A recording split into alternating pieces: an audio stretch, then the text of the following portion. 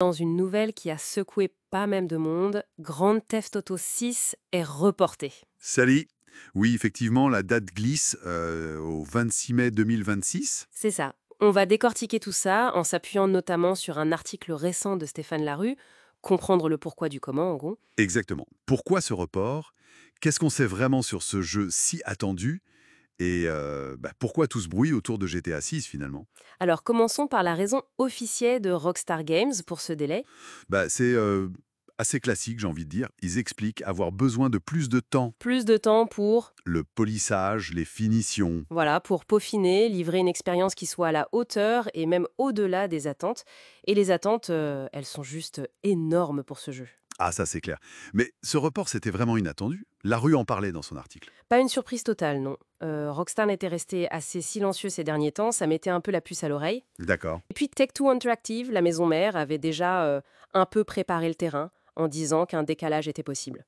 Ça montre surtout l'ampleur du chantier, quoi. L'ampleur, oui, quand on pense que GTA V, c'était plus de 200 millions de jeux vendus. C'est ça. 200 millions. Et le premier trailer de GTA 6, on parle de plus de 250 millions de vues sur YouTube. C'est fou. C'est un phénomène culturel avant même d'être sorti. L'attente est, démesurée. Peut-être le jeu le plus attendu de la décennie facile. Et qu'est-ce qui nourrit cette attente folle? On sait quoi sur le jeu? Ce retour à Vice City? Alors oui, retour à Vice City, l'équivalent de Miami, mais attention, pas juste un copier-coller du passé. Ah non, Ouais. Les infos qui circulent, et ce que dit la rue, parlent d'une carte immense, vraiment immense, quasiment le double de celle de GTA V. le double. Sérieusement, hein. Ouais. Avec une ville hyper dense, mais aussi des zones plus sauvages, genre Everglades, des îles comme les Keys, et surtout beaucoup, beaucoup plus d'intérieur à explorer. Hôtels, boîtes de nuit, tout ça. Ah oui, d'accord. Ça promet niveau immersion. Carrément. Et niveau personnage, il y a cette histoire de duo, Jason et Lucia. Tout à fait. C'est une grosse nouveauté pour la série. Un duo de protagonistes, et surtout Lucia, qui serait la première femme jouable centrale dans un GTA. Première femme, oui.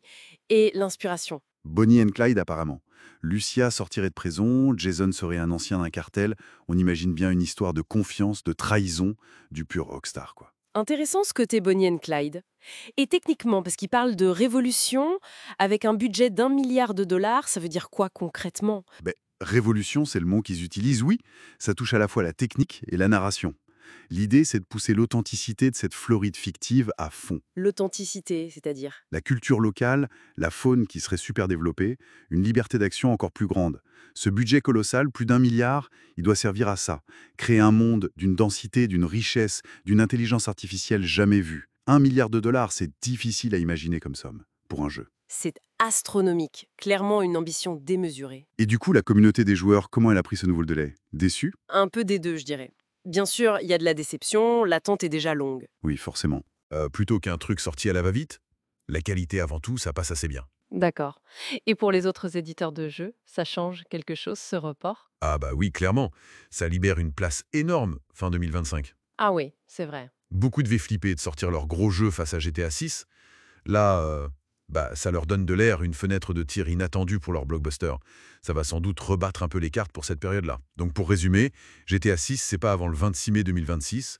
On retrouvera Vice City, mais en version XXL, avec ce nouveau duo, Lucia et Jason, c'est ça. Et avec la promesse d'une expérience révolutionnaire, selon Rockstar. Et on attend des nouvelles bientôt. Une autre bande-annonce, peut-être? Oui, Rockstar a promis de communiquer plus. La deuxième bande-annonce est hyper attendue par les fans. Donc, ça va continuer à faire parler, c'est sûr. Le feuilleton GTA 6 est loin d'être terminé. Et pour finir, une petite réflexion. Ce délai supplémentaire, ce budget record, cette ambition folle pour GTA 6, est-ce que ça nous dit quelque chose sur l'avenir du jeu vidéo? Est-ce que seuls ces projets titanesques pourront encore vraiment innover et dominer? C'est une vraie question, ça. Ça interroge sur la direction que prend l'industrie. Est-ce qu'il y aura encore de la place pour des jeux d'une autre échelle? Pour des expériences différentes? Effectivement. De quoi discuter en attendant 2026. Exactement. On n'a pas fini d'en parler.